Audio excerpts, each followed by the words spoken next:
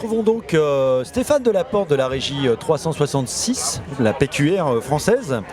Bonjour Stéphane, comment vas-tu? Bah, pas mal, tiens regarde. Je fais du placement de produits. Ah bah oui, tu l'as dans le sens. Exactement. 366 et la PQR, ça fait 15 ans qu'on est à Cannes, puisque depuis toujours on a poussé, soutenu notamment les Young Lagons, c'est-à-dire les jeunes qui pour nous sont essentiels parce que la qualité des créations qui sont produites par les agences de créa, bien sûr, valorise les espaces, que ce soit des espaces digitaux ou des espaces classiques, papier, par leur qualité. En particulier dans la presse, quels sont les formats publicitaires innovants de ces nouveaux médias?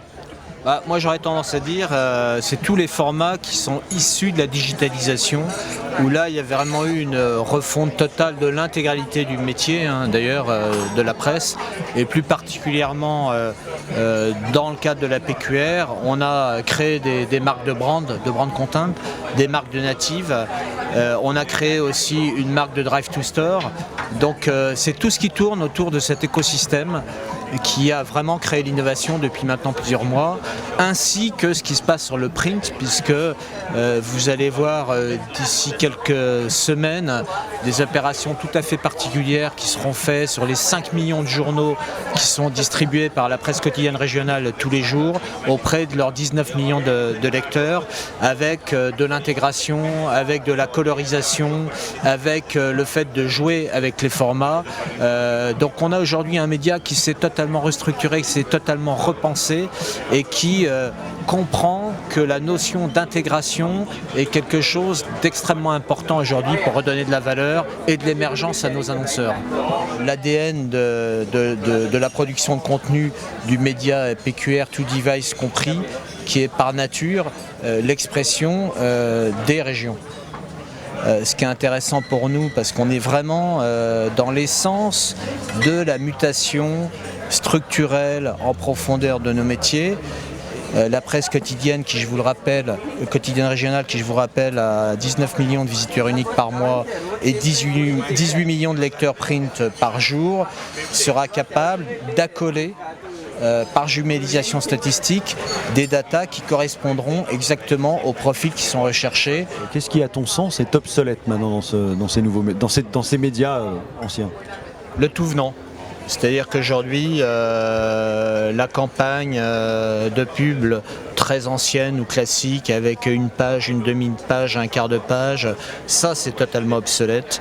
Nous on travaille aujourd'hui sur des concepts qui sont des concepts d'architecture de solutions. Donc on se considère d'ailleurs plus comme une régie mais comme une société d'architecture. Et notre job aujourd'hui c'est d'architecturer des solutions d'accès à toutes les proximités de la PQR, tout device confondu.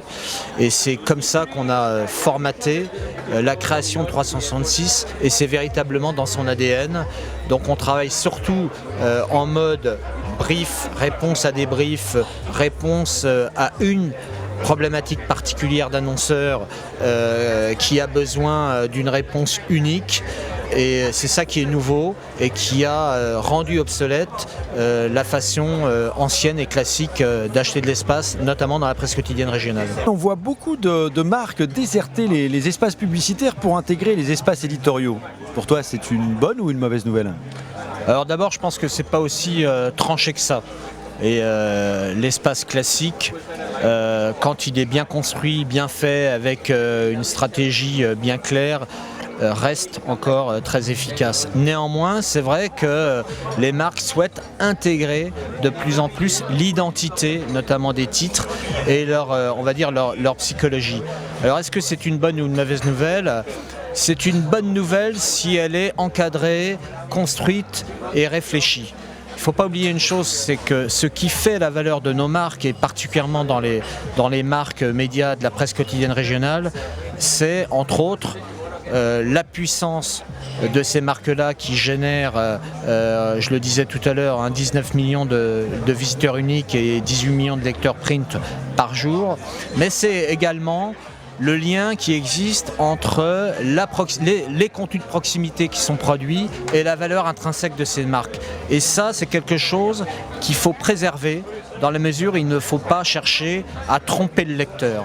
Donc le lecteur ou le consommateur de contenu, parce que peut être lecteur print, mais lecteur des autres, consommateur de contenu sur les autres devices, il faut que pour lui les choses soient claires. Et à partir du moment où les marques ne cherchent pas à biaiser, mais cherchent à, au contraire, optimiser l'esprit de la production de contenu sans la pervertir et sans la biaiser, à ce moment-là, il n'y a pas de problème et le contrat, on va dire, de consommation de contenu est respecté pour tout le monde, pour le consommateur de contenu qui sait exactement à quoi s'en tenir et pour la marque qui sait qu'elle utilise les qualités intrinsèques des titres.